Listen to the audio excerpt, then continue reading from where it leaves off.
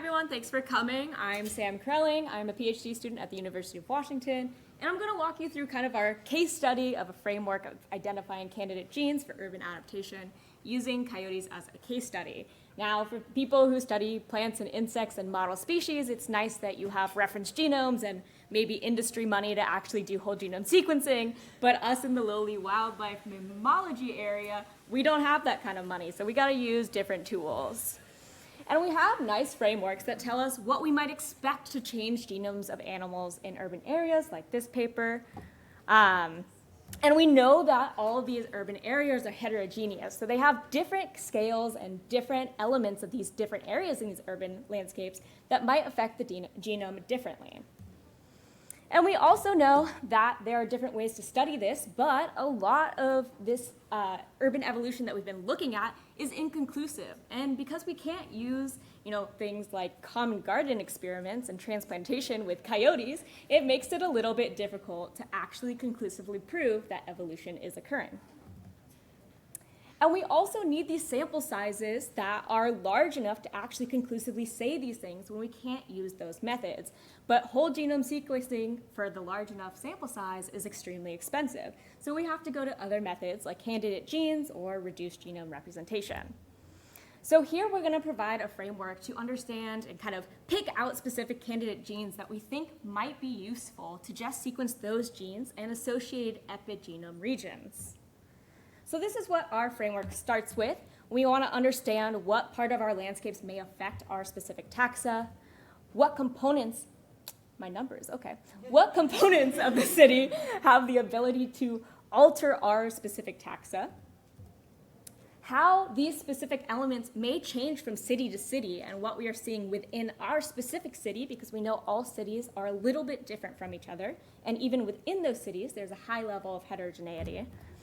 And finally, how does this neutral evolution kind of affect the landscape itself? We know that there's high fragmentation and likely high genetic drift in a lot of these systems. So we can't really ask these evolutionary questions until we address this neutral evolution first. So our kind of framework really steps in on this step number 5. What mechanisms do these elements affect? And digging into those specific elements. And then after our thing, you can figure out what methods are most appropriate for your study, and figure out if we need to do anything else like transcriptomics or proteomics. So we're really going to hone in here, looking at step number 5, and using this candidate gene approach. But you can modify this framework to work for other approaches as well. And we're going to use coyotes as kind of our quintessential urban adapter and kind of go through our thought experiment here. But first, I thought it was important to understand why we chose coyotes, besides the fact that I study them and they're very cute. They have expanded across most of North America, and at this point are basically in every metropolitan region, from about the bottom of Alaska down to Panama now, and projected to cross over the Panama Canal relatively soon. So, This is kind of a range map showing that you can see that that expansion has happened relatively quickly as well. So we know that there are some selected genes on that expansion front which are kind of interesting and might even apply to some of our urban case studies. Coyotes also inhabit just about every habitat type that you can imagine, from these like snowy plains to these deserts, these kind of temperate forests, these grasslands, tropical forests, pretty much every ecosystem you can find in North America. And so they make it easy to do these kind of comparative analyses through different ecotypes as well. And of course, they're in our urban places.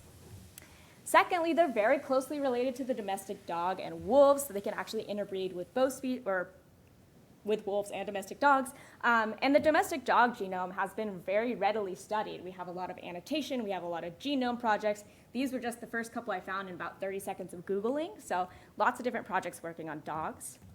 And lastly, they play a really important role in our ecosystems as kind of our apex predator in urban systems and in human-wildlife conflict, right? So they are there controlling our pest species, they're eating lots of fruits and dispersing these seeds, and of course, they like to munch on people's cats, and people are scared of them, they might eat your children, that kind of thought process that is kind of crazy, but people still have that idea.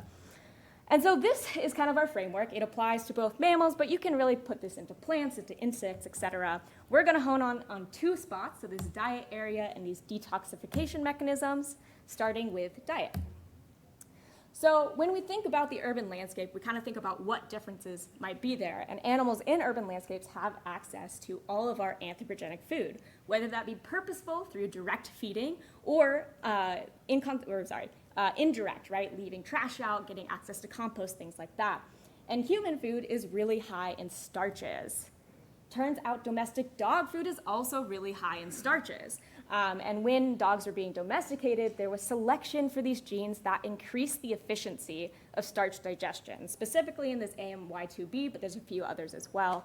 And this allows them to break down those starches more readily. So in urban coyotes, we might expect that if they are eating increased starch levels, which we expect that they are, it might select for similar things as domestic dogs when it comes to starch digestion. So those are some other genes that are also potential candidates. Along with this starch digestion, they have this increased sugar intake. Type 2 diabetes is really common in domestic dogs. And so for coyotes that are consuming this greater amount of human food, we might suspect that these metabolism sugars could be relatively important. So we might see similar genes that govern metabolism of glucose being selected for. We also have decreased protein intake. So based on these kind of decreased protein intake, higher fat intake, we might expect that our metabolism-related genes are different. Western diets in particular are really high in omega-6 and low in omega-3 fatty acids. And this causes an inflammatory response in the body. So you might even expect that you would get kind of these detoxifying genes being selected for that mitigate the effect of this oxidative stress. And there's some very little research into how metabolism changes, but urban shrews have been found to have lower basal rates, but the pace of life hypothesis suggests that we would have higher basal metabolism. So up in the air what the directionality on that selection might be. And then lastly, we have this decreased hard object feeding. They're not eating like these bones that they might be in kind of more wildland areas. With less need to predate, also these lower predation rates and more scavenging and more eating this soft anthropogenic food, you might suspect that coyotes need less bite force. That could then predict a smaller sagittal crest, altered tooth spacing, things that get selected for during domestication, really. So we can look at skull morphology genes like BMP3 and RUNX2 and SMOC2 and see what happens there. Again, not much work has been done here, but they have looked at urban foxes in London on urban to rural gradients and found that there's actually a reduced zygomatic region, which would be opposite of what I would expect, but they didn't really have a hypothesis on why this is. And then to jump into our detoxification, we have lots of other examples in the paper whenever it eventually comes out. But we're just going to walk through a couple. So the first we're going to do is heavy metals. Urban areas are swamped with pollutants of all different kinds. This is lead air toxics, just as an example, but you can see pretty much every major metropolitan area in the United States is highlighted there with higher pollutant concentrations. So one potential hypothesis is that these animals need to regulate how much oxidative stress they're experiencing via kind of heavy metal exposure.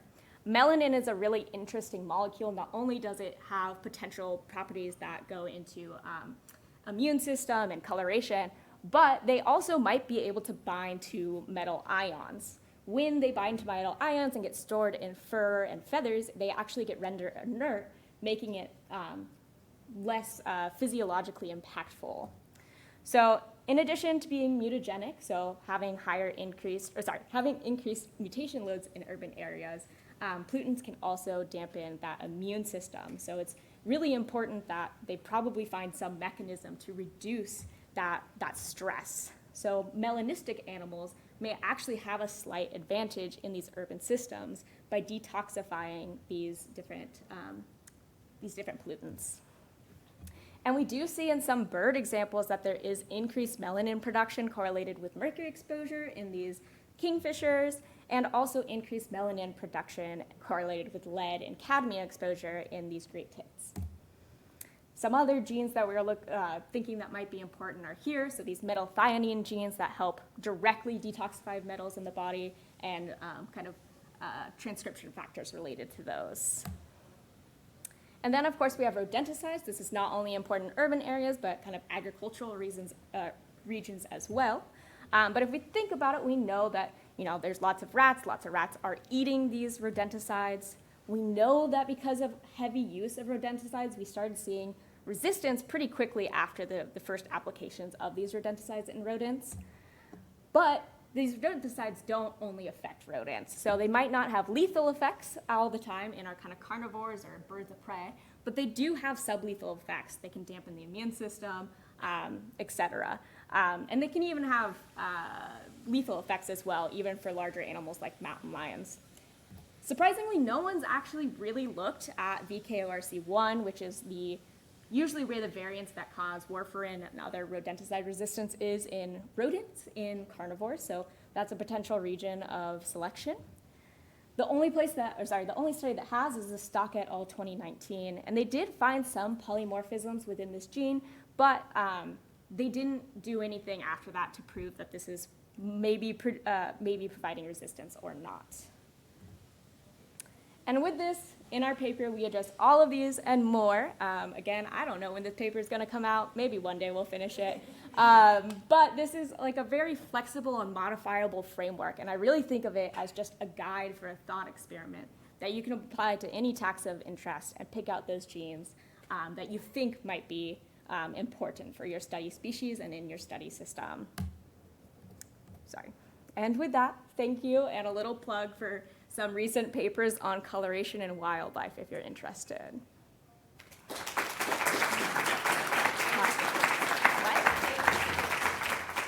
Where? Behind you. Behind me. And we have stickers. If anyone wants some coyote gene stickers, there's like these fun ones of coyotes in genes. So that's important. So come up here and get them if you want. Are there any questions? Yeah.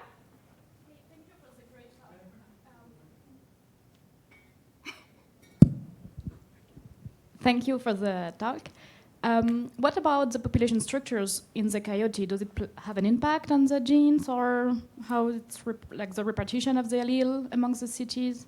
Sorry, can you repeat what about the what? Population structure. Oh, the population structure? Yes, so it definitely does, and that's kind of why our step 4 is looking at that neutral evolution. The population structuring, the gene flow, you might see the genetic drift, because without answering those questions first, you might make false conclusions. Yeah. Super cool. All right. Okay. Hi everyone, my name is Aude Caizergues and I'm currently a postdoc at University of Toronto, about to finish. And today I'm going to present you some of the work I did on theory in urban environments, and I tried to build theory to understand neutral evolutionary change in cities.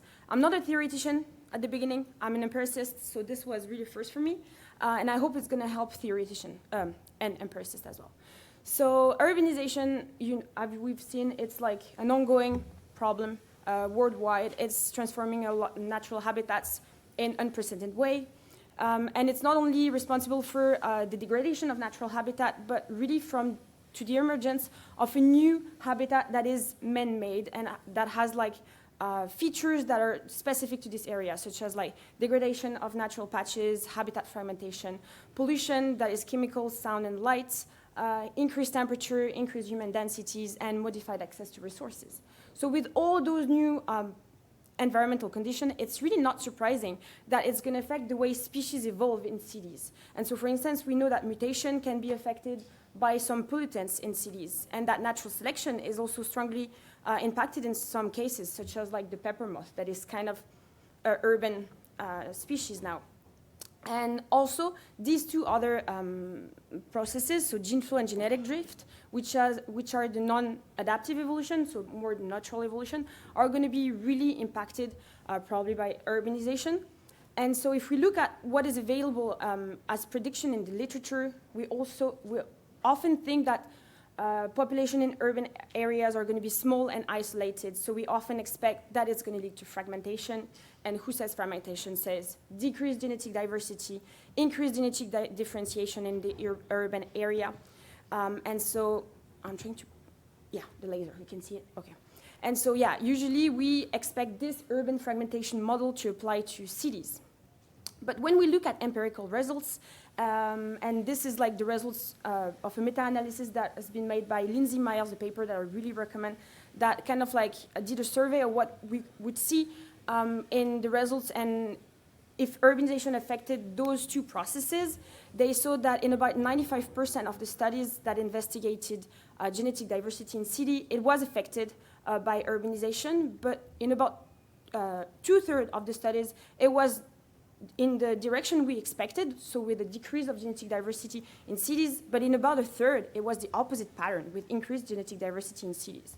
Similarly, they investigated if genetic differentiation was affected, and in majority of cases it was, and once again, it was a majority confirming the expectation we had with like increased genetic differentiation in cities, but in substantial other big amounts of studies, we would find the opposite pattern.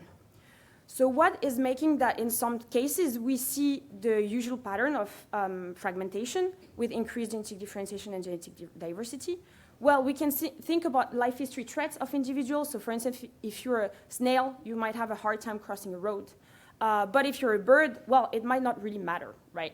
So maybe it's going to change a lot of things for gene flow and diversity. And similarly, cities are kind of similar between each other, but some of them have different features. So for instance, you can have big barriers in some city. In this case, it can be a river or like a big highway, like the 401, for instance. But in other times, you can have like corridors, green corridors that allow connection between habitats. And then with these two different types of characteristic, maybe we can move to the urban facilitation model. And my question was, in what cases and what combination of those characteristics would we observe one case or the other? So it was really to pinpoint that and maybe like understand what are the turning points in the system you're studying. So to do that, yeah, I used modeling. So this is my question: how the city features and the organismal traits are going to affect what we observe for neutral evolution. So I used modeling to do that. So I used this software, which is called SLIM. I don't know if people are familiar with it. That's the moment where I'm advertising for it because I think it's great. I have no shares in it. It's really great. It's just amazing. So you can model evolution forward in time. So it's really easier to comprehend than coalescent for people that are familiar with it.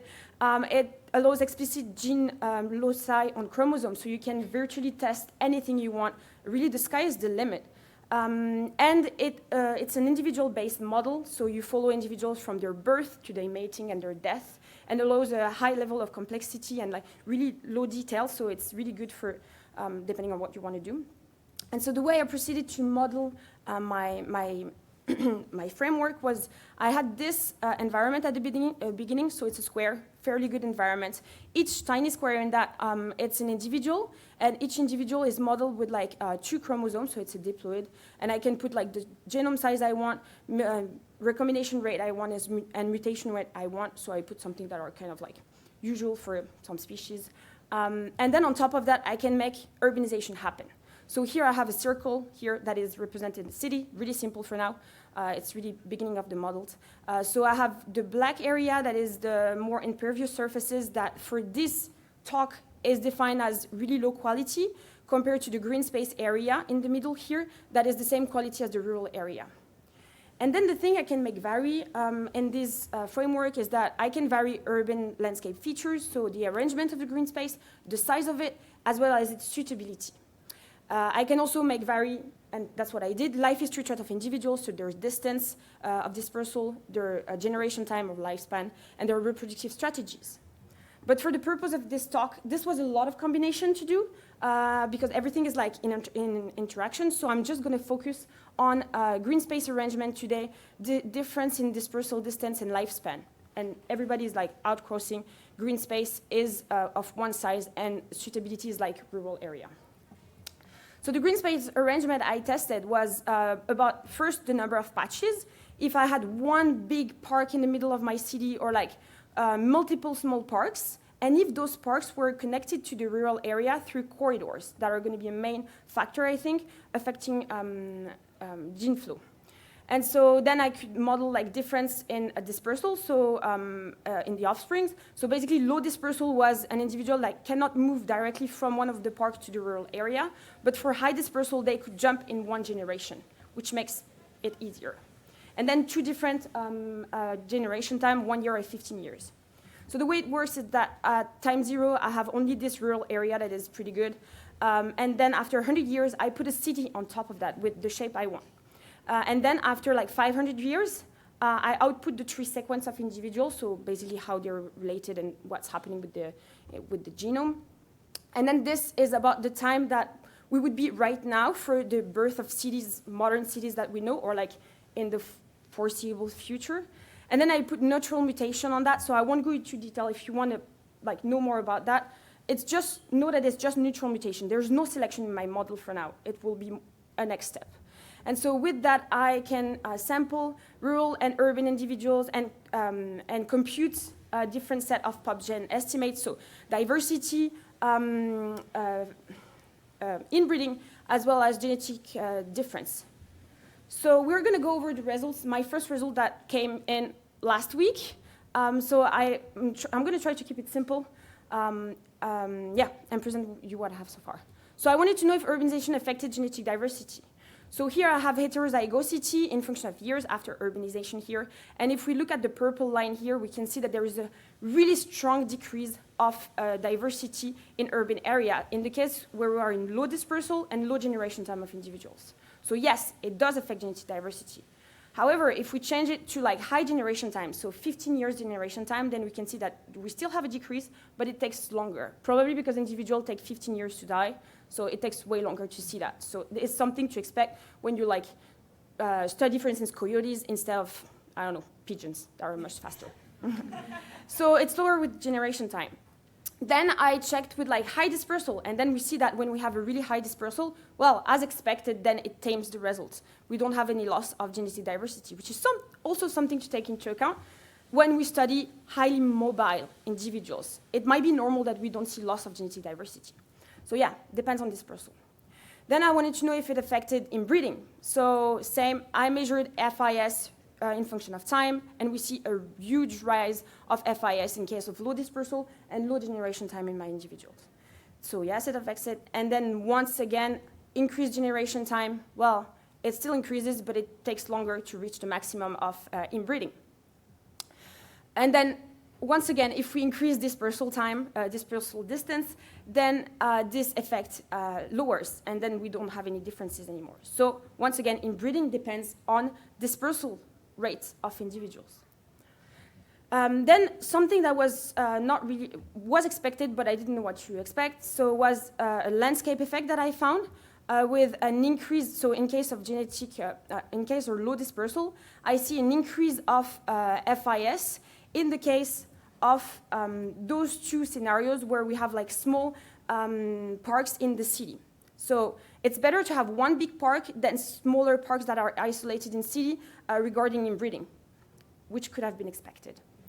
Then I wanted to know if urbanization affected genetic differentiation. So basically, I computed genetic distances in function of geographic distances in between urban individuals, or rural-urban, or urban-rural. Basically, if you linearize that and then draw a line, slope in the middle of that, and then you can see if it's faster in some environments than others.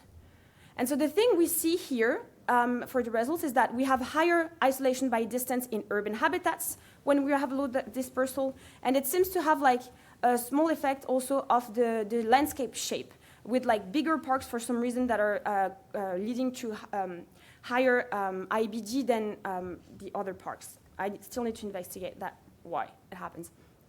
And once again, this result is in high interaction with dispersal that completely cancels out any effect.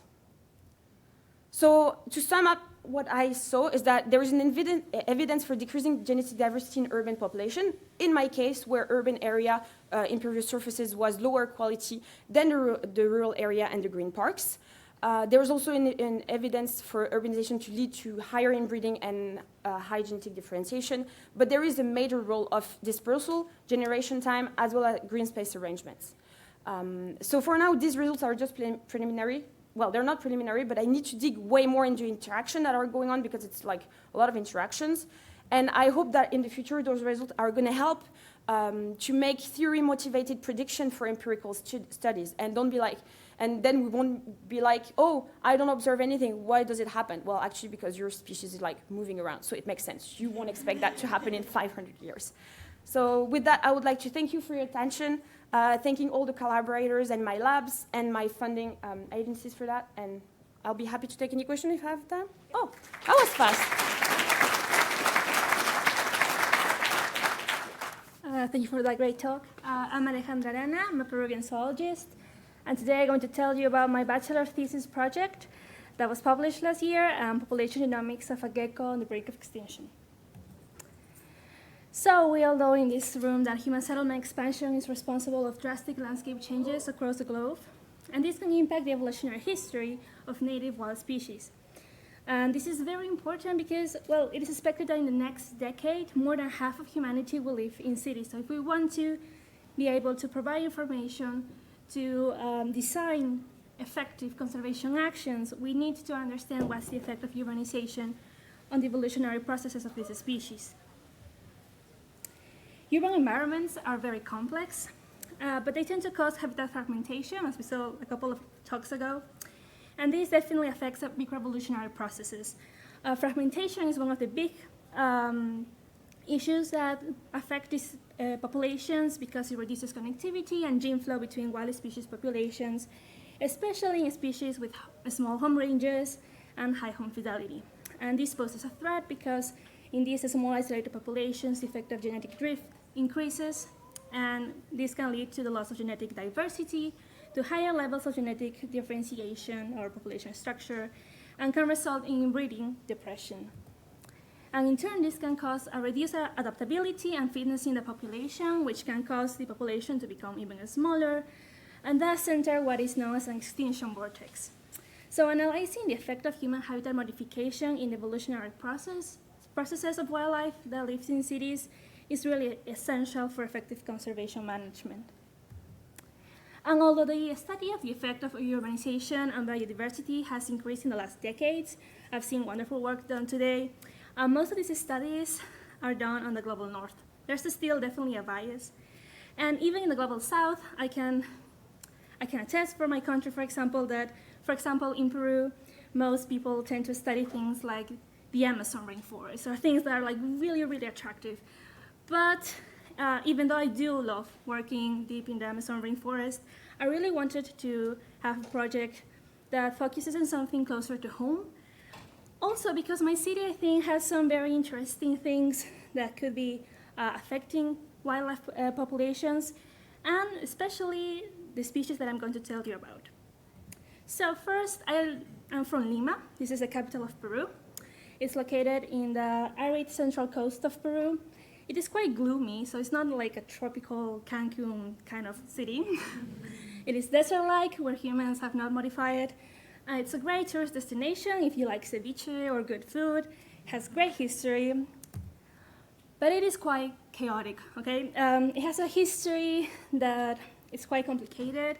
Around in the 60s or 70s, there were these big waves of immigration from different regions for socioeconomic reasons, and it really has had quite an effect on how the city works, the amount of buildings and roads that we can see nowadays, and really, you know, even in how advisable it is to drive in Lima, the answer to that is not at all. If you ever go to Lima, don't rent a car, use an Uber, please. But despite the increase in buildings, as I said, there are these special places across the city, like islands of desert among the modified landscape. And they are called huacas.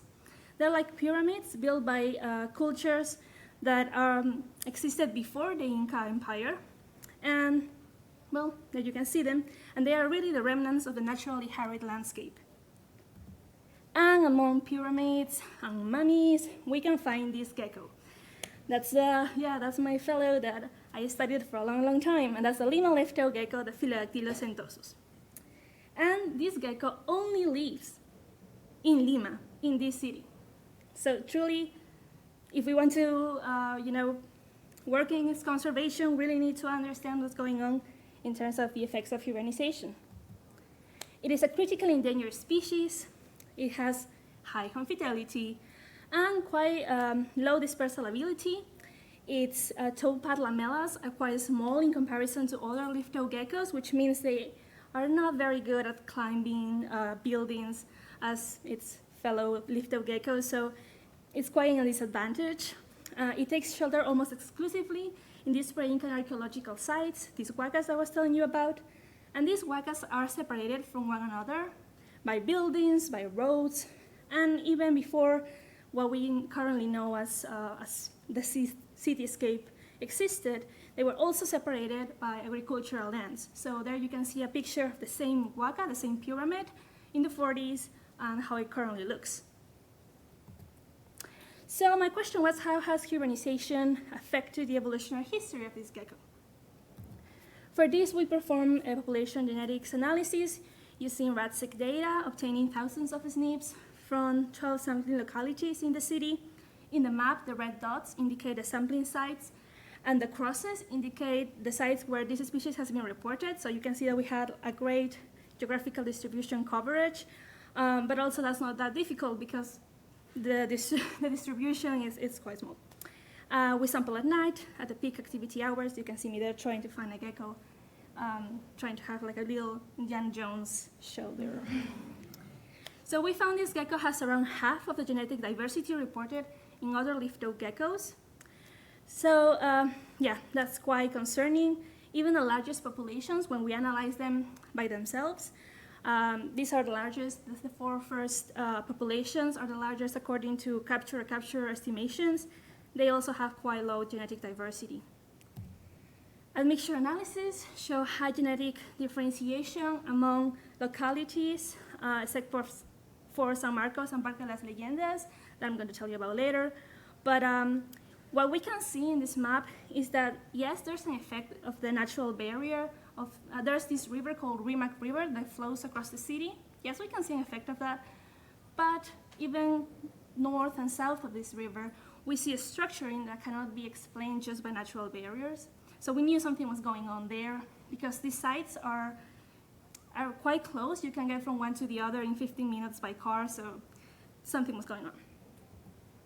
To understand this pattern, we analyzed gene flow between localities. So here we have gene flow heat maps. The darker the color, the higher levels of connectivity there are between these populations. And when we compare the past gene flow and the current gene flow, we see a decrease in time that quite well correlates with the expansion of the city's urbanization process. And even in the localities that had a higher, well, the potential higher connectivity according to our structure analysis, which are the ones that are in red, so Leyendas and San Marcos, we see that in these last decades, gene flow has almost been extinguished between them. So we also wanted to know how urgent conservation measures were, and that was quite highlighted by our population viability analysis. In 2017, a group of experts on this species gathered to propose a national conservation plan for this species, but what they lacked was genetic data. So what we did was just add the genetic data to the information they had gathered, and what we obtained was that genetic diversity in these populations will be lost in a decade, approximately, if we don't do anything about it. So we know that this species has very low genetic diversity, very low gene flow, affected by urbanization, but we really wanted to have more insight into the demographic history of this species.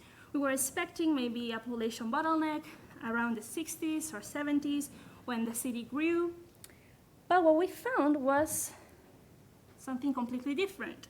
We found a genetic bottleneck around, 2,000 to 3,000 years ago, and so immediately we thought, okay, glaciation, changes in climate, there's this phenomenon that's quite important across South America's El Niño Southern Oscillation that can change vegetation and the resources available for these species. But no, during that period, it was quite mild. What did coincide with this bottleneck was the agricultural expansion by pre-Inca cultures. How do they do this? They built these irrigation systems that quite drastically modify the landscape. there's this in the mapping green, you can see how archaeologists estimate that by building irrigation systems, these cultures were able to expand the amount of land that was available for agriculture. So, what we learned was that these Asian cultures, which built these incredible pyramids that are now the only refuge of this species, ironically were the same cultures that caused a population bottleneck years ago. And although these are not good news for the gecko, I thought it was quite an interesting result because it was a clear reminder that pre-Inca cultures inhabited these lands before what we know as, as city people. And, well, they had the capacity and technology to transform them. And so to study biology in Peru, it is not only to face the incredible biodiversity that we have, but also to take into consideration the cultural heritage and the impact of pre-Hispanic cultures on the territory. And I think that's a quite important message because we can be working with systems located in cities that are quite old, that have a lot of history, and also especially in cities where colonization happened, we also should take into account how people were modifying these landscapes before colonization happened, because people had the ability to transform these landscapes a long time ago. Another important message was that collaboration is key. So for this specific system, we do have to work with archaeologists, because to be able to work in conservation for the Lima-leaf-toed gecko, we need to protect the archaeological sites. So we have worked with a lot of museums, even with zoos that have these pyramids inside of them. But it was not only enough to work with zoos or with archaeologists, we also needed to be able to get the message across to Lima neighbors. Because sadly, there's this common belief that geckos are venomous, like snakes, because their eyes remind them of snakes. They, of course, are not venomous, but a lot of geckos have been killed because of it. So we did a lot of workshops. We worked with also education students. We worked with a lot of neighbors that live surrounding these pyramids, lots of kids. And we're quite optimistic because now, currently, one of the Lima mascots, so one of the mascots of the city, is the gecko. So, yeah, there's a lot of work to do. There's a lot of things to study to be able to move forward towards conservation actions. But it's been a great project. And if you want to know more about the scientific aspect, there's the paper that we published last year. But if you also want to know more about the human aspect of this story, there was an article in Mongabay published recently, so you can look that up too. Thank you so much. I'm happy to answer any questions.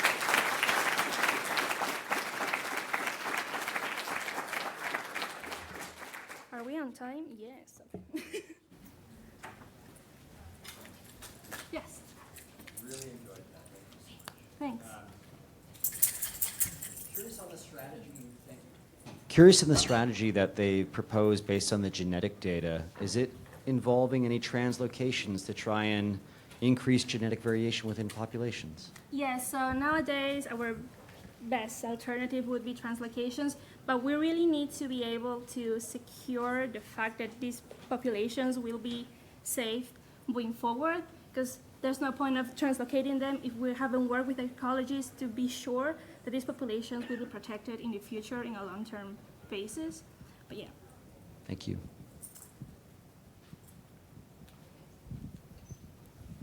This was a great study. It's really interesting to learn about it.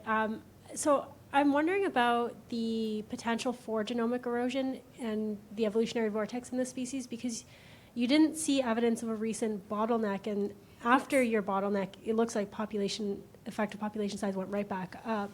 So would you expect to see that they are vulnerable? Yeah, so sadly we don't have a reference genome that is remotely close to this species. And I think we need that to be able to have an analysis that really shows what's going on in the recent time in terms of demographic history. So yeah, we're still working on that because there's a lot of that we don't know about not only Lima-leaf-toed geckos, but leaf-toed geckos in Peru. There's a lot of work to be done. Yeah.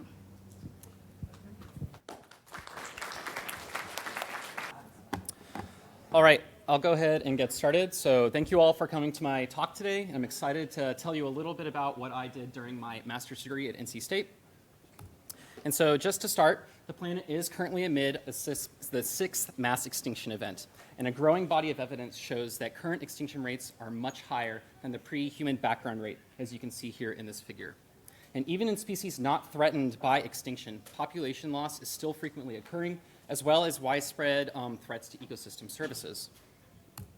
And so urbanization is becoming a prominent driver of biodiversity loss. And so it can lead to different factors such as increased pollution, increased temperatures, altered hydrology, and deforestation, all of which create novel ecosystems with unknown consequences. And today, over half of the human population lives and resides within cities. And so pictured here is my hometown of Raleigh, North Carolina. And you can see how it looked in about 1990 and see the increase just to 2013. And Raleigh is actually the second fastest growing urban area in the United States. And so it increases at a rate of about 25% every single year. And so despite advances in urban ecology, we still don't adequately understand how urbanization affects the evolution of these organisms within these altered environments. And so one such pollutant that is a direct result of urbanization and can be viewed around the globe is artificial light at night, also known as ALAN for short. And so ALAN has globally increased since the mid-20th century, but its research on its global ecological impacts has only recently started to gain traction. And so it has steadily increased at about a rate of 6% every single year. And so the figure on the right shows that, and it starts at 1950, probably a little blurry, but continues through the predicted rate of it in 2025. And so animals and plants have a long evolutionary history with a 24-hour day and night cycle. And so ALAN is a novel stressor impacting this, which can lead to the disruption of our natural circadian rhythms. And so a variety of traits may be impacted by ALAN via plasticity or evolution, but very few studies have actually examined or looked at the evolutionary change of ALAN on these organisms in these environments. And so most of these studies have really only looked at the proximate effects of altered light regimes on these observable phenotypes, again, rather than evolution. And so ALAN is a very dramatic and novel experience for these organisms in these environments that they did not experience in their evolutionary lineage. And so it's likely that it is causing rapid adaptive evolution in these animals. And so we know even less about how ALAN impacts aquatic ecosystems. And most of what we do know comes from lab-based studies versus what we see out in nature. And this is really surprising, actually, because looking at these figures, we see that over 60% of the world's population lives within 100 kilometers of coastal habitat, and over half the global population lives within 3 kilometers of a body of fresh water. With ALAN being present and growing in all of these areas, and with most major cities having bodies of waters running through them, it's likely that these organisms are experiencing effects of this light. And so this is what we wanted to focus on for the study. So we need a system that is both resilient to urban impacts as well as being able to thrive in a natural setting. And so we selected the eastern mosquito fish, Gambusia holbrooki, as our focal species. So they are urban adaptive, but they are also readily found in rural areas. And so they're very easy to observe from the water's edge because they stay at the top, and they are diurnally visually oriented, making them very susceptible to the effects of ALAN. And so this formed my major question for the study, which is what phenotypic and evolutionary consequences does exposure to ALAN have on aquatic urban fish? And for the study, I had 2 main research questions. So do dial behavioral patterns differ between populations with and without ALAN? And to what extent do altered behaviors reflect phenotypic plasticity, evolutionary divergence, or both? And so in order to test for these effects, I designed a 2-part study that incorporated both a field and a laboratory component. And so for the field study, I hypothesized that mosquito fish in urban environments will experience adaptive shifts in response to ALAN exposure. And so for my first prediction on the left, I predicted that activity levels in ALAN fish would increase during the night. Now, this is expected because even if you have an aquarium fish, if you turn on the light at night, you're going to see activity. And so we expected to see the same type of pattern in nature versus fish that are in the dark with no light. For my second prediction, I expected there to be a difference in locomotor activity in the form of swimming speed and the style of swimming. Very similar to my first prediction. Again, if there's light at night, the fish are going to be active, so they should display a similar type of swimming style as they would during the day. And so my fieldwork began at the beginning of the pandemic during the lockdown, but fortunately for me, I was able to spend much of that distance time outside scoping for field sites. And so I found 10 paired field sites across Raleigh, North Carolina, 5 with Allen and 5 without. And these pairs were all connected, the pairs were connected via shared water drainage. And you can see them on that picture on the right. And so for the field, what we collected was spectral intensity, measuring light with lux, behavioral frequencies, condition, density, demographics, and dial activity. But for the sake of time in this talk today, I'm only going to focus on dial activity, looking at swimming speed and swimming style. And so the way we did that was we had this camera set up that you see in this picture. And for all of our sites during the day, we'd set up that camera. Luckily, mosquito fish like to hang out right near the shore because they're kind of small fish. And we would film them to track their behavior and their swimming speed and style. And then at night, I would repeat those methods. And our camera was actually night vision, and it was marketed as a ghost hunting camera, which is pretty funny. Yeah, and so, and it used infrared light to actually film these fish, so it didn't disturb their natural behavior. And this is what one of the resulting nighttime films look like. And so that glare that you're seeing is the infrared light, so they can't see that. And you can see that the fish are swimming like they normally would during the day. And so what we found is that Allen does extend activity into the night. And so this is exactly what we predicted. So looking at the solid white bars, those are Allen sites during the day. The solid black are the dark sites during the day. And you can see that they're all at 100% activity. And so this is expected because they are a diurnal fish, so that's not surprising. But if you look at the spotted white bars, they may look gray on that screen, you'll notice that we found, and those are Allen fish at night, you'll notice that we found active fish in all of our Allen sites during the night versus all the dark sites except for one, you'll see that there were no active fish. And so what's really surprising here and what I want you to look at is for the Williams drainage site right there, we found 100% activity both at night and during the day. And that was our site with the highest light intensity. And so we also found that higher Allen levels caused faster nighttime swimming and changes in swimming style. So the graph on the left looks at average swimming speed in millimeters per second, and the graph on the right looks at swimming speed looking at a coefficient of variance in swimming style. And so what we see in the left graph is that all of the Allen site fish did swim faster than their dark site counterparts. And in the graph on the right, what we see here with these bars is the greater the distances between them, the more that they varied between their day and nighttime swimming style. And so mosquito fish at night display what's called a burst and coast kind of swimming style. So they are inactive, but they're kind of just drifting along. And you'll hear me bring that up later on. And so what we see here, though, again, in the Williams drainage, the site with the brightest light, we see that those bars are very close together, indicating that these fish are basically swimming exactly the same during the day and the night. And so just to show you how we did that, so I used what's called DLT DV8 software.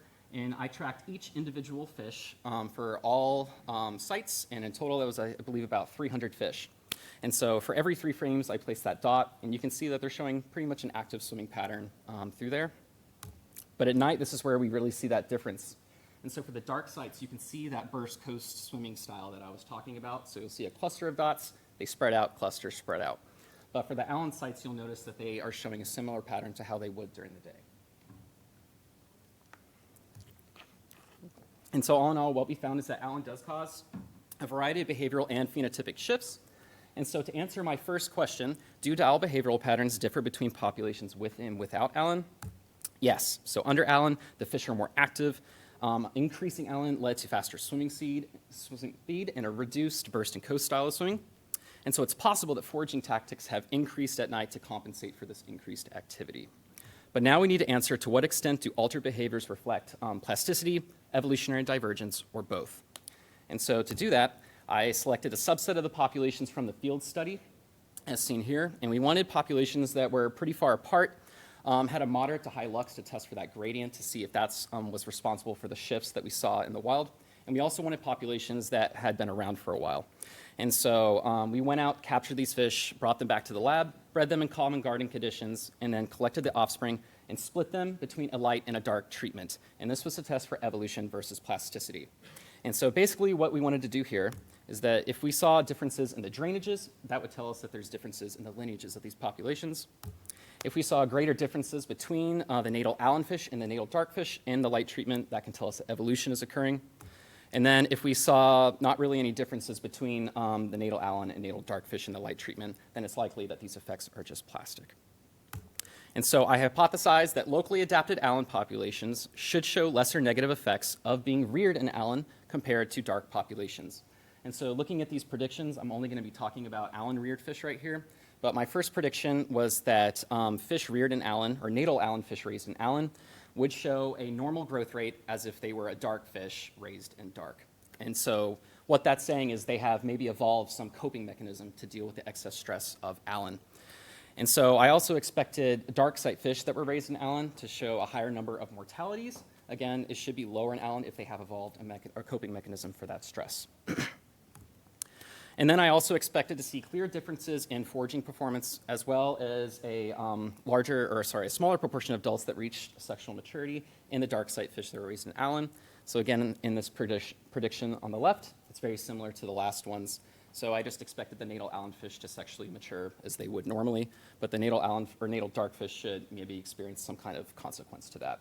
And so that's actually based on prior evidence that showed in a lot of insects, their sexual maturity can be delayed by Allen, but it's also been seen in some captive raised fish like salmon.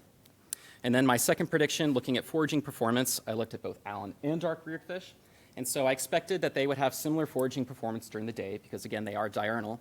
But I expected Allen fish to have an increased foraging performance at night if they have adapted some way to deal with that. And so I photographed and measured the fish at different developmental stages from newborn all the way to about 150 days. I checked the tanks daily for emerging males, and they're pretty easy to tell the difference apart if you can look at that lower fin, it's the gonopodia. And I also checked for any mortalities. And what we found was really interesting in that mortality occurred more often in the dark site fish in the Allen treatment. So just looking at that top row, all the circles indicate the different age groups of those fish that I photographed. And so you'll notice all the black dots indicate the fish in the dark treatment, and there were no mortalities until very late in the experiment. But what's interesting is we see the same pattern in the natal Allen fish in the light treatment. So they also didn't die until very late in the experiment. But the biggest difference is in the Briar Creek dark site. You'll notice they had higher mortality, and in the Williams Creek dark site. So matching our predictions, Allen sites were not suffering consequences of being raised in light. So we did see that Allen also had effects on length and mass. So looking at that second column on the left side of the graph, that's the Briar Creek dark site again. You'll notice that for standard length on the left and mass on the right, they did show reduced juvenile growth. But what I want to point out here is that the Williams site, again, the one with the highest light levels, had greater standard length and greater mass when they were raised in light versus being raised in the dark, which was like our controlled natural experiment. So they were doing better when raised in the light. And so male age at maturity is also strongly delayed under Allen for the dark site in the Williams drainage, and overall, Allen did induce a small delay for these populations. But for the Briar Creek drainage, many males never actually sexually matured throughout the experiment. In fact, only 4% of our Briar Creek dark site males matured.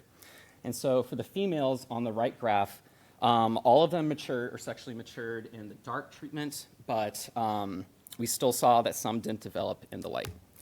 And so I then, again, wanted to test for foraging performance within and between light regimes. So you can see me placing pieces of food here into these two tanks around 150 days. So these are adult fish. Let you watch that again. Yep. And what we found is that Allen populations did inspect food more quickly and fed more efficiently during the day. And again, these were during the daytime trials. And so the graph on the left shows inspection latency, so how quickly did they inspect the food. The graph on the right shows feeding efficiency, so how many pieces did they eat within a minute. And we see that for both treatments, the Allen did outperform the dark site fish. And so during the night, though, all fish exhibited higher foraging performance under Allen than in the dark during the night trials. This matched our predictions as well because, again, you turn on an aquarium light, those fish are going to go eat. However, despite this plasticity, we still see greater effects of the Allen fish here. And so the bars here show a lot of separation in both latency and efficiency for the Allen fish.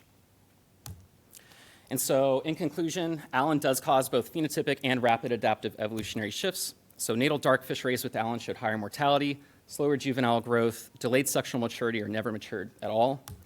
Allen fish, in some cases, showed better growth when raised in the light. So again, they may have evolved a mechanism to cope with that stress.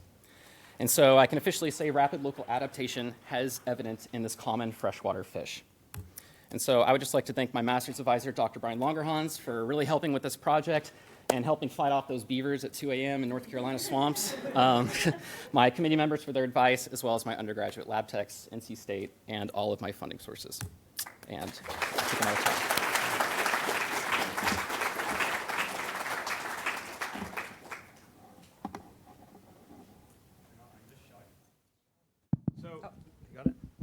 So with your field strains, did you consider the urban heat? Was it the urban hot tub effect as well? Because you're going to have, effect. yeah, I think in the waters they call it the urban hot tub, right?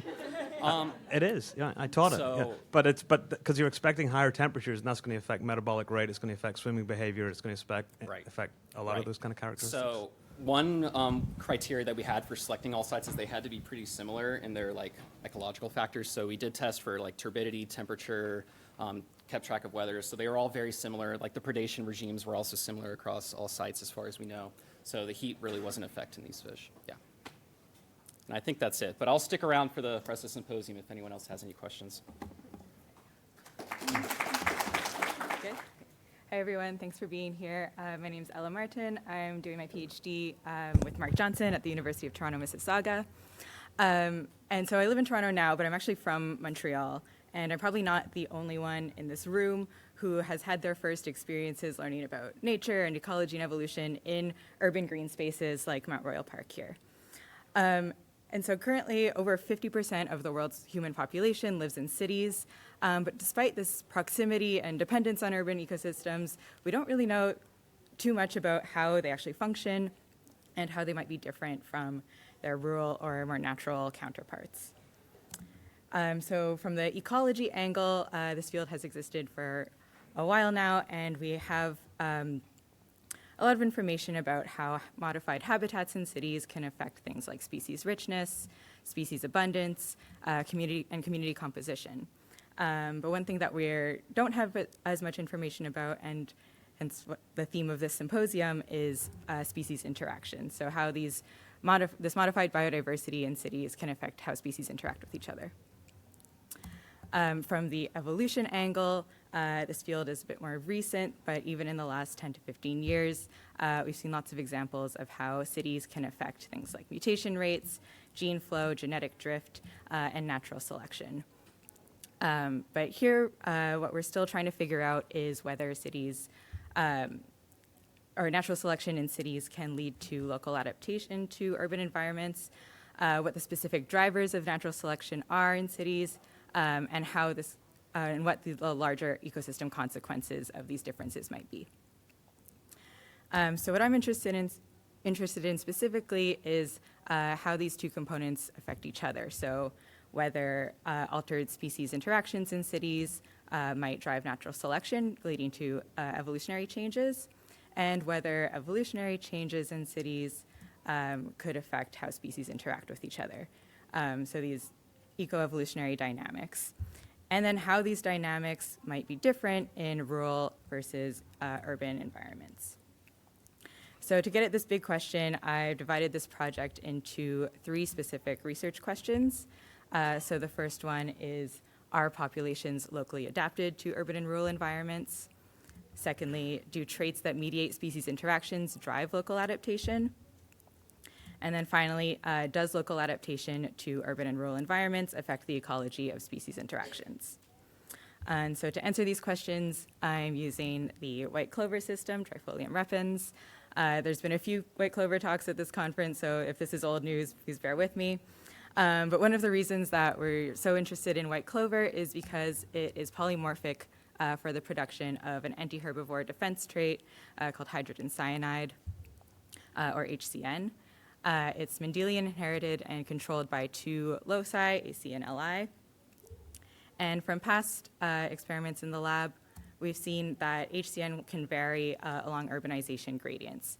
So in Toronto, the closer you are to the city center, the fewer plants you'll find that produce HCN, and then the further you go into rural environments, the more plants you'll find that produce HCN. And this cline has been found in cities all around the world, making it a really cool model organism to study urban evolution. White clover is also really ecologically important. So not only through interactions with herbivores, but also with pollinators and with nitrogen-fixing rhizobia through root nodules.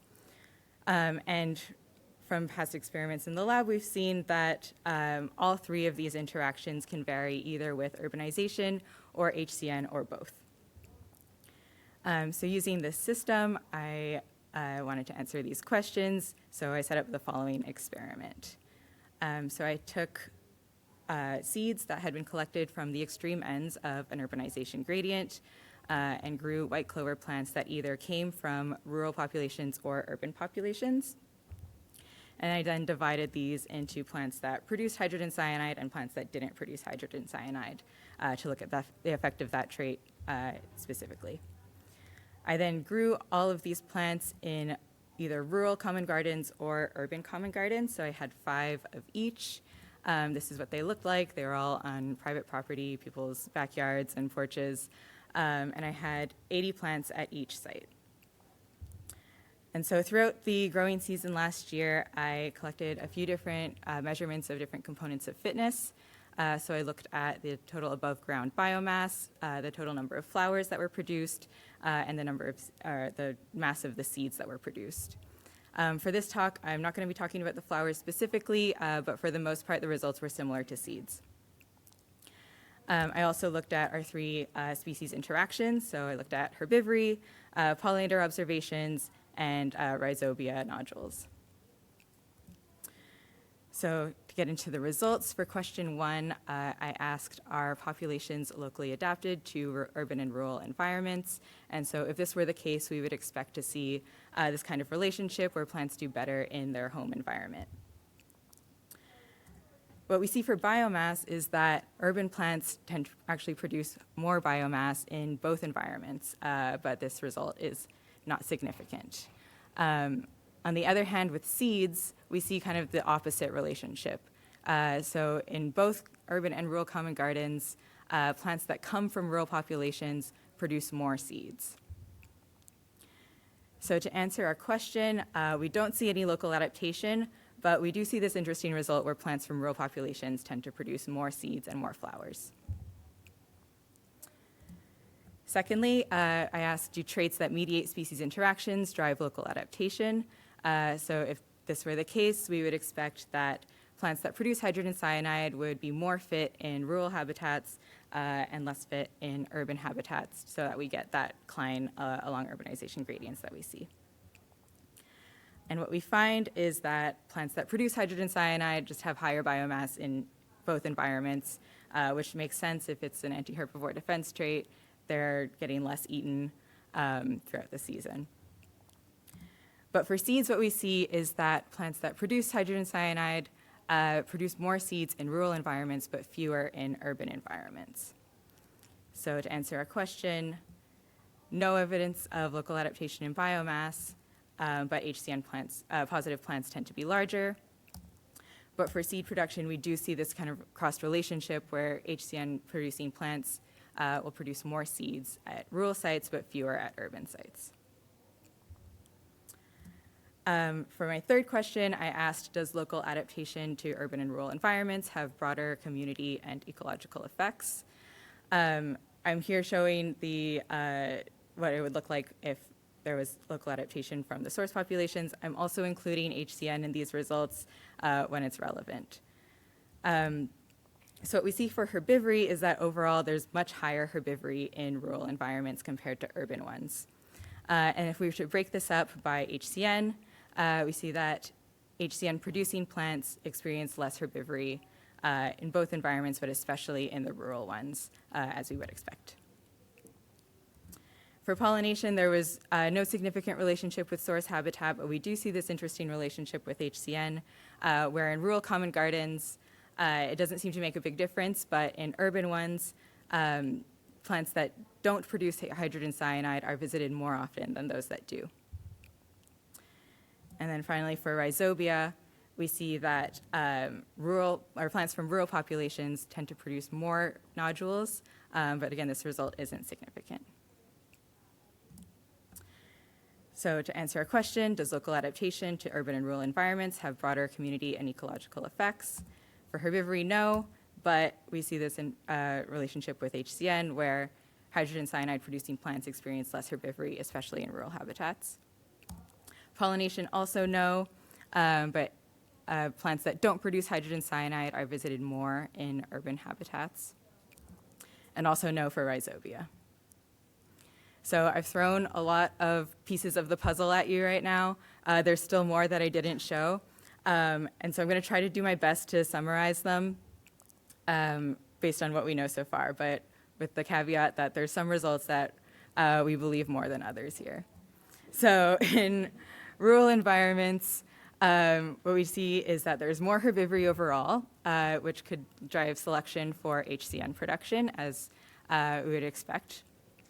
We also see that there's this greater investment in flowers and seeds from plants that come from rural populations, and that pollinator visits are similar regardless of HCN status. In the urban environments, we see that there's less herbivory overall, which could lead to decreased selection for HCN production. We find that there's less investment in flowers and seeds, and that pollinators tend to visit HCN-negative plants more. So while overall we don't see any evidence of local adaptation in white clover to urban and rural environments, we do see that species interactions could be driving natural selection, and either abiotic and biotic conditions could be leading to trade-offs in resource allocation between growth and reproduction and defense. So with that, thank you very much for listening. Especially thank you to everyone who let me sneak into their backyards all summer, and all of the people who helped me collect data without whom I would still be out there.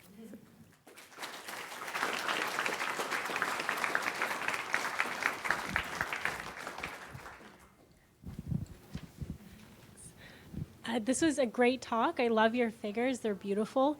I was wondering if the rampant gene flow that clover experiences might be inhibiting its ability to locally adapt to urbanization, if that gene flow might just be swamping out all that new and adaptive variation. Yes, probably. I think Aude has a lot to say about that.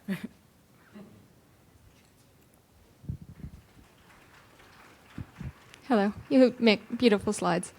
I was mostly wondering about how much you think the similarities between your urban common gardens and rural common gardens had an effect on kind of your lack of evidence for a local adaptation, because based on the photos anyway, they seem very similar. Based on, it's back gardens, for example, that seem to be treed and stuff like that. Yeah. Versus, the side of a road. Yeah, I think the photos may be a little misleading because they're, especially in the rural ones, they're quite small. So the urban ones, especially, I think I had one lawn site, but the rest were in like kind of right next to the side of the road. One was in a parking space, one was on someone's front porch. So I think like the environments were quite intense, and what we've seen from, I didn't show this, but we also left them out over the winter to see survival, and looked at kind of temperature in both environments, and the urban ones were quite harsh. So yeah, I think there is a difference. Hi, thanks. I had a question. So you found that there were less flowers in the urban, but more pollinators. And I'm wondering if that might have something to do with the availability of other pollen sources. So potentially fewer in the urban, except for like pollinator gardens and things that people put in, versus in the rural areas, you might not have as many flowers. Is that something that you think might be happening based on even personal observations, or something that you could maybe quantify at another time? Yeah, that's a good point. Maybe I think I was also wondering about like flowering time. So maybe they produce fewer flowers, but they're open for longer. Yeah, I haven't quantified that, but that'd be interesting. Thank you. Hello, thank you for coming. Is this working? I am Florencia Soteras, and I will show you some of the results of a recent project that we are doing with some colleagues from my institute in Argentina. And it's about the conflicting mutuonyms and antagonyms of a hadmo-pollinated plant species and their selective pressures in an urbanization context. Well, urbanization is one of the fastest growing land use types. It is expected by the end of the century that global urban land cover will at least double, particularly in Argentina. 92% of its population is urban. Argentina is located in South America. And as we know, urban areas exhibit different characteristics, microclimatic, biotic characteristics than natural areas. And thus, urbanization is creating novel ecosystems that pose a challenge for organisms and their interactions. As we know, plant interacts with many different organisms in mutuonyms and antagonists. And if we think that urbanization could affect or even disrupt some of this interaction, then its plant fitness could be affected. So in this context, we wanted to know if plant interactions are adapting to the urbanization context, particularly if the success of mutualistic and antagonistic interactions vary with urbanization, and if the phenotypic selection patterns exerted by mutualistic and antagonistic interactions differ between urban and semi-natural sites. For answering both questions, we used as a study system the Solanaceae Nicotiana longiflora, and its interaction with hound-mode pollinators, herbivores, and arbuscular mycorrhizal fungi. Arbuscular mycorrhizal fungi are these obligate root symbionts that interact with almost 90% of vascular plants, and they provide to the plants mainly nutrients in exchange for sugars. Nicotiana longiflora is a native perennial herb from Argentina and from South America. And it was a suitable study system because it occurs in many different habitats. Its flowers open at night and bear tubular corollas and are mainly pollinated by the hammock Manduca paphos that share a matching proboscis length with tubular length of it. So for answering the first of the question, we selected 29 populations across the Córdoba province in the center of Argentina. Each population was characterized by extracting 16 urbanization metrics. After a redundancy analysis, we kept with 4 of them that better explain the variation of our data, that were light pollution, woodlands cover, natural grasslands covers, and high urban compactness areas. As you see, the populations show a varying degree of each of the urbanization metrics. For pollination, I will show you the results of Halmos visits that was estimated as the presence of Halmos scales that this pollinator lives in the floral fertile parts while they visit them. For herbivory, the proportion of damaged leaf area. And for arbuscular mycorrhizal fungi, I will show you the results of total root colonization that was measured under microscope. So as part of the results, we observe here in the y-axis, you can see the Halmos visits, and in the x-axis, high urban compactness area and light pollution. We observe a significant decrease in Halmos visit with increasing both urbanization metrics, and this is expected. We consider that this pollinator are, for instance, highly attracted to artificial light at night and then distracted from visiting flowers. Inconsistent, we observe a significant increase in Halmos visit with natural grasslands cover. For herbivory, we did not observe significant relationship with the urbanization metrics, but we did observe a marginally significant increase with natural grassland cover, while herbivores are associated with this type of vegetation. For total root AMF colonization, we observe an increasing root colonization by this fungi with increasing high urban compactness area. Then we could think that plants are increasing their relationship, their interaction with this fungi, and their more urbanized sites. with the vegetation metrics, we don't observe a significant relationship with these fungi. So in order to answer the second of the questions, we selected two populations, one urban and one semi-natural, and we sampled 60 individuals in each one, also of Nicotiana longiflora. As fitness measure, we estimated the fruit set as the number of fruits per total number of flowers. And for the phenotypic trait under selection, we measured the floral tube length for pollinators, resistance to herbivory for herbivores, and root colonization by arbuscules for arbuscular mycorrhizal fungi. Arbuscule is a structure by which occur the interchange between the plant and the fungi. So, as part of the results, we observe a higher opportunity for selection, variance in the relative fitness, in the urban population than in the semi-natural population. That is expected because it reduced the mean absolute fitness. We observe also a reduced mean absolute fitness in the urban population. And it is predicted that when the interaction strength of a mutualist decreases, then the opportunity for selection and that is in the top, and the intensity for selection, they are measured as the selection differential, decreases because of an increase in the mean absolute fitness. And the opposite is expected for an antagonism relationship. And this is consistent with to which we found because we observed that Halmos visits were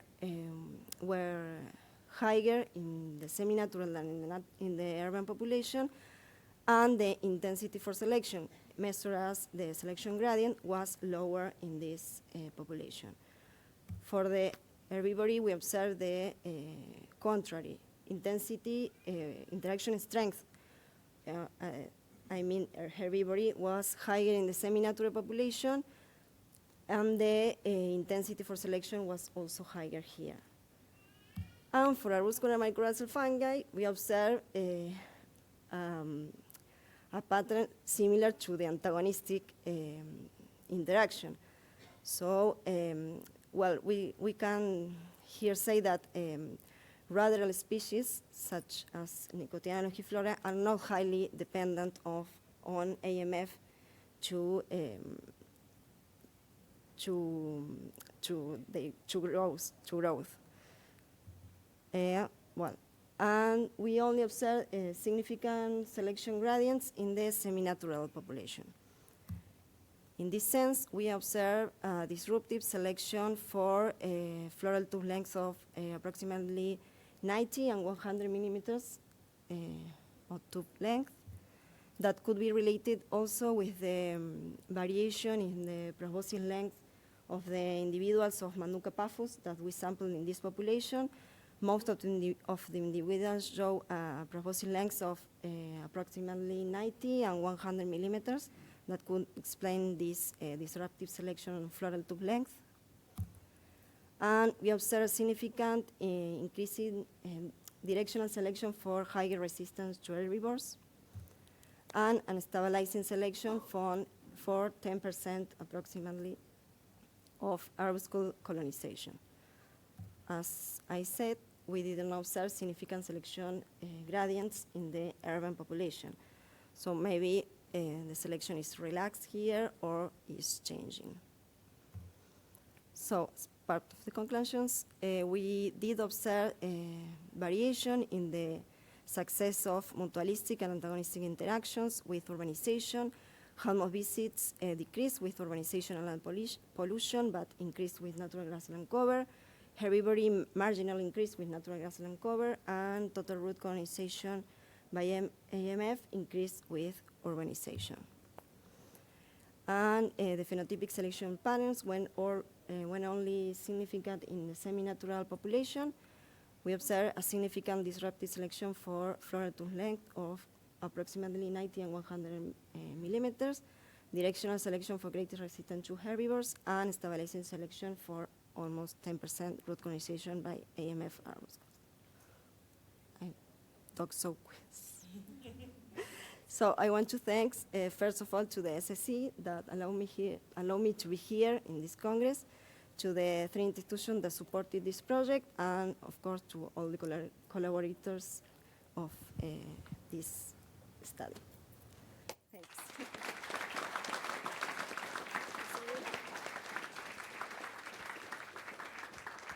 We have a few minutes for questions.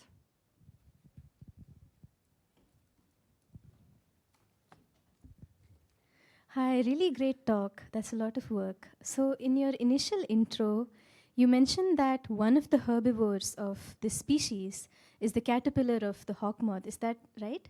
Yes. So do you think they could be correlated, like pollinator visits could be correlated to herbivory by the larvae? Because I assume they'd be around the same region near the host plants? Yes, there could be correlation. We found other herbivores also. I don't know how to translate that. We found many insects, but it's mainly eaten by caterpillars of Manuka paphos. At least other Nicotiana. Nicotiana longiflora, it's not studied.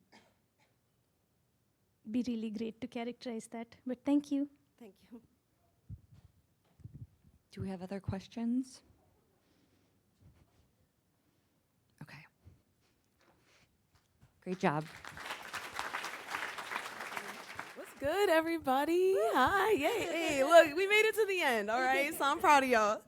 All right, so my name is Sylvana Ross. I'm a second-year PhD candidate at Cornell University in Dr. Corey Moreau's lab, and I'm going to be going over the rest of my dissertation plan and expected outcomes.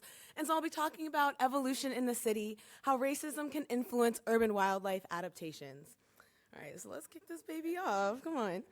So ants have served as Earth's premier ecosystem engineers for hundreds of millions of years. Yet in the blink of an eye, humans have transformed and manipulated the earth in incredible and yet apocalyptic ways. And yet ant species around the world have continued their reign within our cities through possible genetic and physiological adaptations, which could allow for their success in the Anthropocene.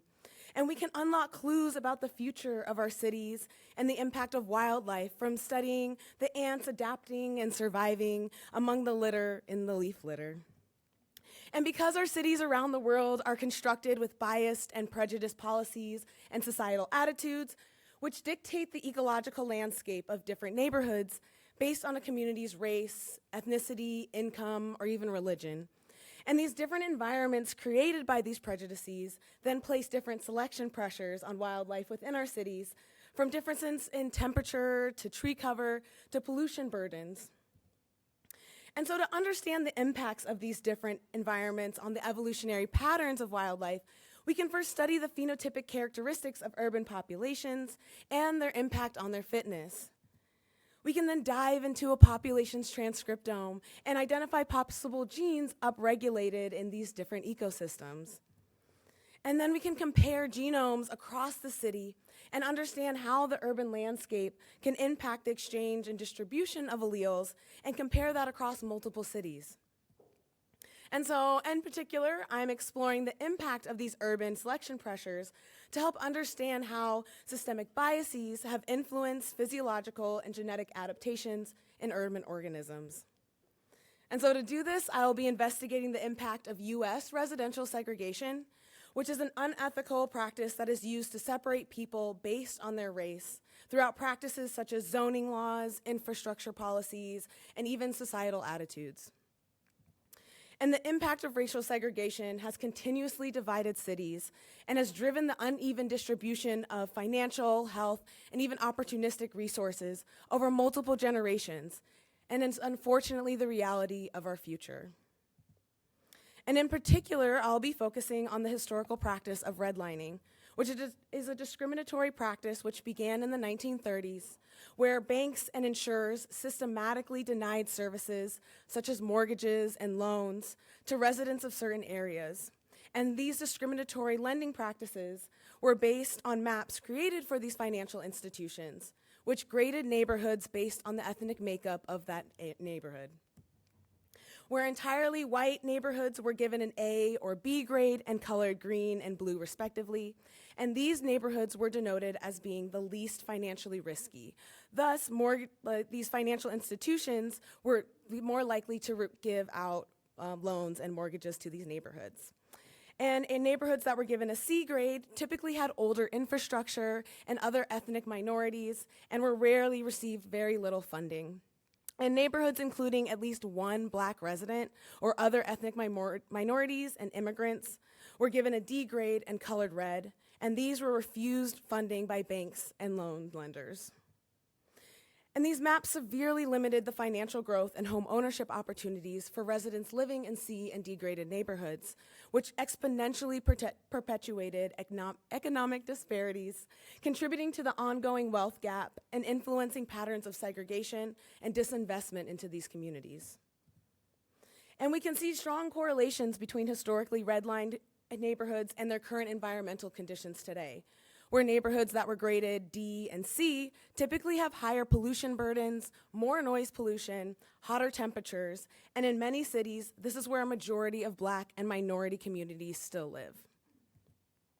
And so how do these systemic biases, such as residential segregation, influence physiological and genetic adaptations in urban wildlife? And so to do this, I'll be looking at the odorous house ant, or Taponoma cecily, known for running through your kitchen and smelling like a pina colada. And that's your homework tonight. If you see a little black ant in your kitchen, go ahead and give her a squish and sniff.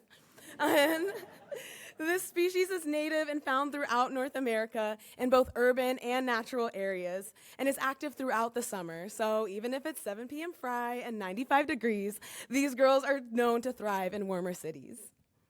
And so previous work done by Sean Menke has uncovered genetically distinct clades across North America, which could suggest unique evolutionary lineages and a population structure that could depend on regional distributions and environmental conditions. And even across some cities, Bloomingfield in 2021 found that Taponoma cecily can have distinct populations between urban and natural areas, which could indicate limited gene flow between these two environments. But there's been little investigation into the adaptations and the population structure within cities to understand how these urban environmental stressors could be impacting the limitations in gene flow. And so for this project, I'll be comparing Taponoma populations from Philadelphia, Pennsylvania, and Baltimore, Maryland, due to both cities having significant correlations between the neighborhood's redlining grade from past 1930s maps and similar temperature and income measures that we see today. And similar socioeconomic influences and environmental stressors can be measured and compared to help tease apart these urban characteristics that could be driving parallel or divergent evolution in urban wildlife. And so for this project, I'll first collect workers within and surrounding each city from different neighborhoods based on these 1930s redlining maps. I'll then conduct thermal assays to get the colony's critical thermal maximum temperature, which is the hottest temperature the ant can withstand without losing muscle function. And don't worry, I already made peace with the ant gods, so it's like we're okay. I will then compare genes expressed between these different neighborhoods and between these different ecosystems, and then dive into the population's genomes to compare functional associations with the environmental conditions we see in different neighborhoods and these two different ecosystems. And so for my thermal assays, I really want to know, how does residential segregation, again, driven by these systemic biases, correlate with physiological thermal adaptations and wildlife populations across different urban neighborhoods? Because I predict that workers from urban areas, represented by the dark green, will have higher thermal tolerances than those in natural areas, represented by the light green circle. And I also predict that this pattern would be similar across these two cities.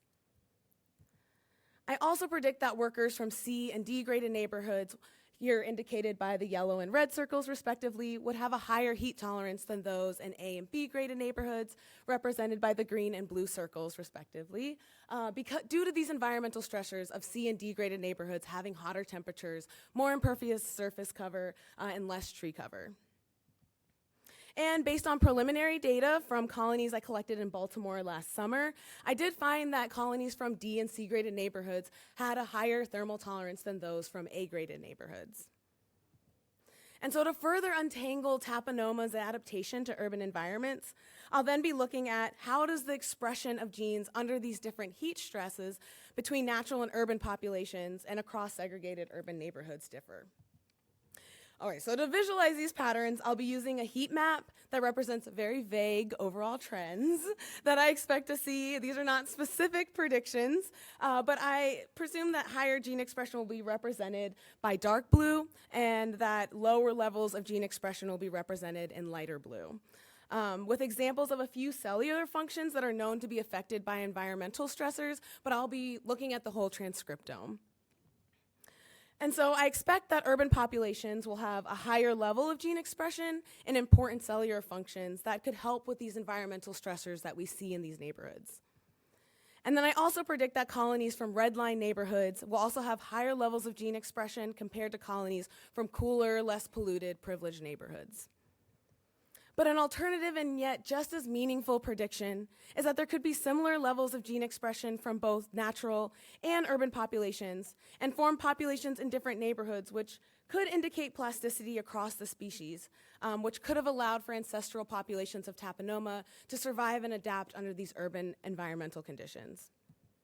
And so to test for differences in gene expression, I'll be comparing thermally stressed workers and non-thermally stressed workers from the same populations, and I'll be comparing them from different neighborhoods within the same city, from workers from urban populations and natural populations, as well as comparing workers from similar neighborhood types, but from these two different cities. And so to do this, I'll be creating first a de novo reference transcriptome by using individuals from different ecosystems, different life stages, and then I can map my RNA sequences from my sampled populations to this reference transcriptome. I can then perform a differential gene expression analysis to see which genes are being expressed differently between the aforementioned comparisons. And my transcriptome work will then be coupled with this next project that kind of zooms out between urban and rural populations to see how these urban landscapes are then influence their genetic diversity and allele frequencies across urban and natural populations. Because I expect that if racial segregation leads to varying selection pressures across the urban landscape, then urban populations will exhibit reduced genetic diversity compared to their natural populations. And I also expect that there'd be significant genetic variation between urban and natural environments, similar to the work of Blumenfeld in 2021. And that we can look for distinct genetic markers, such as specific candidate genes that are associated with urban and selection pressures. And so that I can compare allele frequencies using both my RNA data and data from a sequence low coverage whole genome sequencing. And from these allele frequencies, I can estimate genetic variation, population structure, and differentiation, and then environment and functional associations between them. And you can see in the green some of the population genetic tests that I can then perform. And in particular, for the Genome Environmental Association analysis, I can compare environmental data from each city using measurements of surface temperature, vegetation cover, land disturbance, and even pollution burdens, and then use a linear model-based redundancy analysis to compare the factors with these genomic SNPs that I'm looking to find. And so kind of wrap up, it's really crucial to acknowledge that these warming temperatures expand beyond really fast-running hot ants in the city, right? Because environmental racism is a systemic issue where marginalized communities bear the brunt of environmental hazards and injustices. And we are in an exciting era of science where this generation can be the difference between science that takes communities and science that serves communities. And we can further understand the gravity of our unbalanced urban ecosystems and lend our hand to the needs of species beyond ourselves so we can start tending to the wounds we've created with our concrete. And if you're really interested in this work, as well as incredible work done by entomologists and biologists of color from around the world, there's a documentary coming up in spring 2025 with PBS that unravels the unique and incredible superpowers of insects that rule our planet. Yeah. And with that, I would like to acknowledge the Moreau Lab and my funding sources, my committee members, and people that have provided me with technical and emotional support. And also special shout out to my women's tackle football team, the New York Knockouts, for giving me an outlet for all of my frustrations with PCR troubleshooting. And with that, I want to thank everybody, congratulate you on an Evolution Conference 2024. And with that, are there any questions I can answer?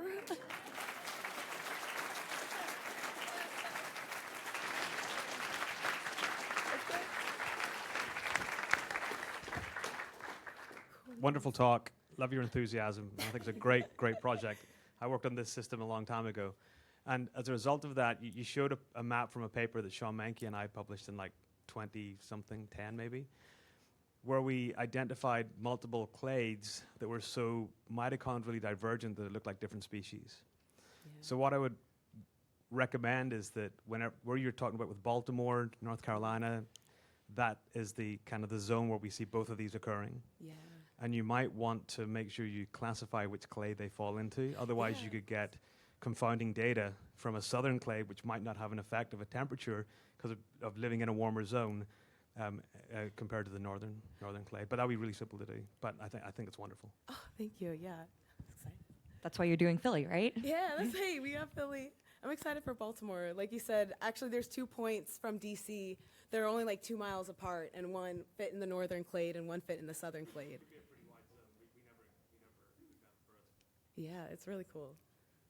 Sorry for not having an evolution question, but I'm wondering about your 2 study systems. I know you talked in the GEA analysis stuff about kind of urban variables that aren't just the Holt grading, or so redlining, I should say.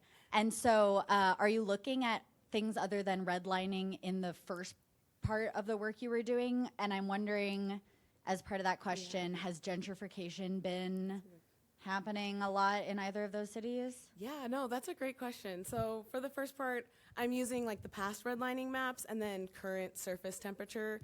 So our census data only really goes back about 50 years for some of those neighborhoods. So yeah, I'll be looking at mostly current environmental stressors and compared with like past redlining maps.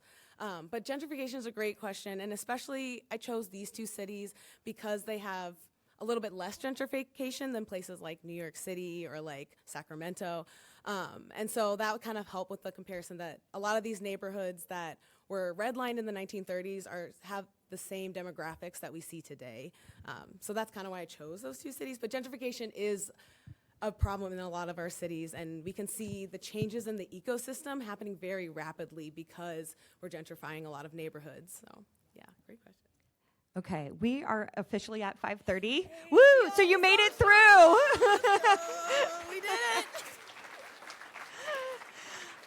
I'm sure Sylvana will stay up here if you still have questions for her. Otherwise, we hope to see you at the Super Social, and I'm glad so many people are interested in urban evolution.